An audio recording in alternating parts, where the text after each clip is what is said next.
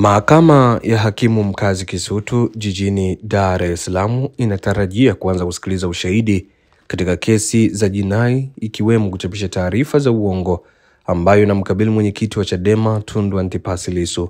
Hatua hiyo inakuja baada ya kukamilika kwa upelelezi wa kesi hiyo ambayo itasikilizwa mbele ya hakimu mkazi Geoffrey Mwini, huku upande wa jamhuri ukitarajiwa kuwa na mashahidi 15.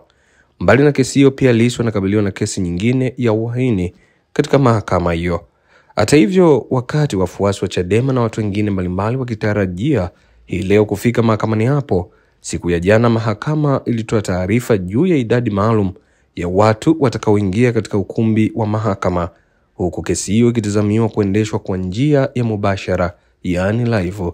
Hivi ndivyo hali ilivyo asubuhi ya leo katika viunga vya mahakama ya Hakimu Mkazi Kisutu jijini Dar es Salaam, ikiwa bado Lissu hajafikishwa. Hapa tazama mwenyewe ujionee namna ulinzi ulivyoimarishwa, huku idadi pia getini kukiwa na ulinzi wa kuzuia kwa ajili ya watu watakaotaka kuingia, ikiwemo waandishi wa habari kutakiwa kuingia mtu mmoja kutokea chombo kimoja.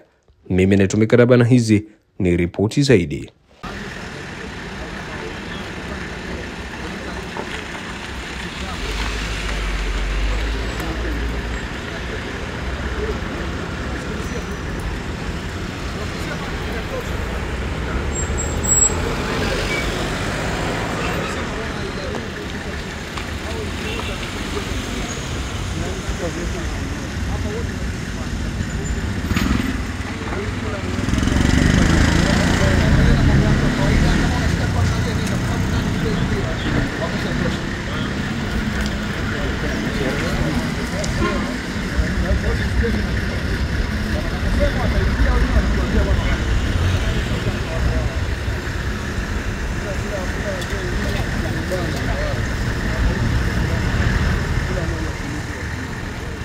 Biashara sasa unaanza kupata askari yule anafanya nafasi kama